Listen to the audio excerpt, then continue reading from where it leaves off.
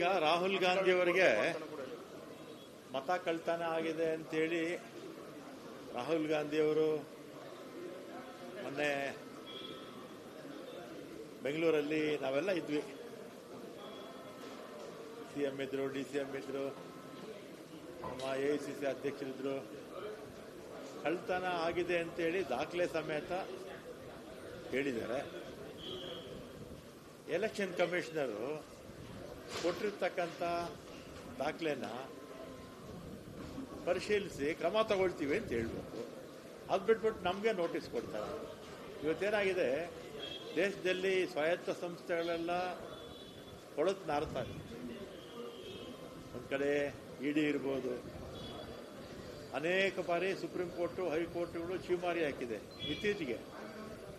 ಅದೇ ರೀತಿ CBI, ಅದೇ ರೀತಿ income tax department, election commission. ಈ ಎಲೆಕ್ಷನ್ ಕಮಿಷನ್ನು ಚೇರ್ಮನ್ ಯಾರು, ಅಧ್ಯಕ್ಷರು ಮತ್ತು ಇತರ ಇನ್ನು ಕಮಿಷನರ್ಸ್ ಯಾರು, ಎಲ್ಲ ಇವ್ರು ನೇಮಕ ಮಾಡೋರು. ಇವ್ರು ಹೇಳ್ದಂಗೆ ಅವ್ರು ಕೇಳ್ತಾರೆ ಅಷ್ಟೇ. ಅದೇ ದೇಶದಲ್ಲಿ 11 ವರ್ಷದಿಂದ ಈ ಸ್ವಾಯತ್ತ ಸಂಸ್ಥೆಗಳೆಲ್ಲ ಕೂಡ ಬಲಹೀನವಾಗಿದೆ. ದುರ್ಬಲರು, ಶಕ್ತಿ ಇಲ್ಲದೆ ಇರ್ತಕ್ಕಂಥವ್ರು ಆ ಸ್ಥಾನಗಳಲ್ಲಿ ಕೂತ್ಕೊಂಡ್ರೆ ನ್ಯಾಯ ಎಲ್ಲಿ ಸಿಗುತ್ತೆ? ಹಿಂದೆ ಶೇಷನ್ ಇದ್ರು, ನಿಮಗೆಲ್ಲ ಜ್ಞಾಪಕ ಇರಬೇಕು, TN ಶೇಷನ್ ಅಂತ. ನಮ್ಮ ಚುನಾವಣೆ ವ್ಯವಸ್ಥೆನಲ್ಲೇ ಅತ್ಯಂತ ಪಾರದರ್ಶಕತೆ ತಂದಂಥವರು TN ಶೇಷನ್. ಆ ಥರದ ವ್ಯಕ್ತಿತ್ವ ಇರ್ತಕ್ಕಂಥವರು ಎಲೆಕ್ಷನ್ ಕಮಿಷನ್ ಆದರೆ ಪಕ್ಷಾತೀತವಾಗಿ ಅವ್ರು ಕೆಲಸ ಮಾಡಬೇಕು. ಅವ್ರು ಯಾವುದೇ ಒಂದು ಪಕ್ಷಕ್ಕೆ ನಿಷ್ಠೆ ತೋರಿಸೋದು ಇದೆಲ್ಲ ಕೂಡ ಸರಿ ಇಲ್ಲ. ಈಗ ಮುಂದಕ್ಕೆಲ್ಲ ಇದ್ದೇ ಇರುತ್ತೆ. ಕೋರ್ಟ್ ಇದೆ, ಹೈಕೋರ್ಟ್ ಇದೆ, ಸುಪ್ರೀಂ ಕೋರ್ಟ್ ಇದೆ ಅಲ್ವಾ, ಇರುತ್ತೆ. ಧರ್ಮಸ್ಥಳದ ವಿಚಾರವಾಗಿ ಇದನ್ನ ಧರ್ಮಸ್ಥಳದ ಶ್ರದ್ಧಾ ಕೇಂದ್ರಕ್ಕೆ ಮಸಿ ಬಳಿಯುವಂತ ಕೆಲಸವನ್ನ ಒಂದಷ್ಟು ಸಂಘಟನೆಗಳು ಮಾಡ್ತೀವಿ ಅನ್ನುವಂಥದ್ದನ್ನ BJP ನಾಯಕರು ಆರೋಪ ಮಾಡ್ತಾ ಇದ್ದಾರೆ. ಮತ್ತೆ ಸರ್ಕಾರ ಕೂಡ ಆಮೇಲೆ ಇಲ್ಲ, ಈಗ ಇದು ಇಲ್ಲ, ಒಂದು ನಿಮಿಷ ಹೇಳಿ. ನಮ್ಮ ಸರ್ಕಾರ ಯಾವತ್ತೂ ಅತ್ಯಂತ ಪಾರದರ್ಶಕವಾಗಿದೆ. ಹಿಂದೆ ಈ ಘಟನೆ ನಡೆದಿದ್ದಾಗ CBI ಕೊಟ್ಟಿದ್ರು.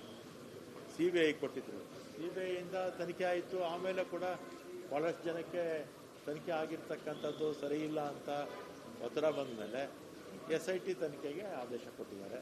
ಈ SIT ತನಿಖೆ ನಡೆಯುವಂಥ ಸಂದರ್ಭದಲ್ಲಿ ನಾವು ಇದ್ರ ಬಗ್ಗೆ ಮಾತಾಡೋದು ಸೂಕ್ತ ಅಲ್ಲ. ತನಿಖೆ ಆಗಲಿ. ಈಗ BJPಯವರು ಅವರು ಯಾವ ಸಂದರ್ಭದಲ್ಲಿ ಹೇಗೆ ಮಾತಾಡ್ತಾರೆ ಅಂತಲೇ ಗೊತ್ತಿಲ್ಲ. ಅವರೇ 4 ವರ್ಷ ಅಧಿಕಾರದಲ್ಲಿದ್ದರಲ್ಲ, ಹಿಂದೆ 4 ವರ್ಷ ಅವರೇ ಅಧಿಕಾರದಲ್ಲಿದ್ದರಲ್ಲ. 9ರಿಂದ 13ವರೆಗೂ ಅವರೇ ತಾನೇ ಅಧಿಕಾರದಲ್ಲಿದ್ದರು. ಈ ಘಟನೆ ನಡೆದಾಗ ಅವರೇ ಅಧಿಕಾರದಲ್ಲಿದ್ದರು. ಮತ್ತು ಮೊನ್ನೆ 4 ವರ್ಷ ಅವರೇ ಅಧಿಕಾರದಲ್ಲಿದ್ದರು. ಆಮೇಲೆ ಈಗ ತನಿಖೆ ಆಗ್ತಾಯಿದೆ, SIT ತನಿಖೆ ಆಗ್ತಾಯಿದೆ. ದಕ್ಷ ಅಧಿಕಾರಿಗಳು ಅಲ್ಲಿ ತನಿಖೆ ಮಾಡ್ತಾ ಇದ್ದಾರೆ. ಈ ಸಂದರ್ಭದಲ್ಲಿ ನಾವು ಏನಾದರೂ ಮಾತಾಡಿದ್ರೆ ಅದು ಸೂಕ್ತ ಅಲ್ಲ ಅಂತ ನನ್ನ ಅಭಿಪ್ರಾಯ.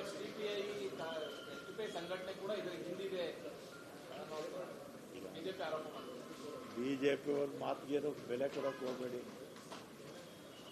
ನಮ್ಮ ಈಗ ತನಿಖೆ ಆಗ್ತಿರ್ತಕ್ಕಂಥ ಸಂದರ್ಭದಲ್ಲಿ ನಾನು ಅಥವಾ ಇನ್ಯಾರಾದರೂ ಮಾತಾಡಿದ್ರೆ ಅದು ತಪ್ಪಾಗುತ್ತೆ, ತನಿಖೆ ಆಗಲಿ ಅಷ್ಟೇ. ಯಾರಾದರೂ ತಪ್ಪು ಮಾಡಿದರೆ ಶಿಕ್ಷೆ ಆಗುತ್ತೆ, ತಪ್ಪು ಮಾಡಲಿಲ್ಲ ಅಂದರೆ ದೋಷಮುಕ್ತರಾಗ್ತಾರೆ ಅಷ್ಟೇ. ಸರ್, ಮಧ್ಯಂತರ ವರದಿ ಏನಾದರೂ ಬಿಡುಗಡೆ ಮಾಡೋದಕ್ಕೆ ಅಲ್ಲ, 16ನೇ ತಾರೀಕು ಇದೆಯಲ್ಲ, 16ಕ್ಕೆ ಕ್ಯಾಬಿನೆಟ್ ಮೀಟಿಂಗ್ ಇದೆ. ಒಂದೇ ಸಬ್ಜೆಕ್ಟು, ಅದರ ಬಗ್ಗೆನೇ ಡಿಸ್ಕಷನ್ಸು, ಅದರ ಬಗ್ಗೆ ಅವತ್ತೇ ತೀರ್ಮಾನ ಕೂಡ ತಗೋಬೋದು.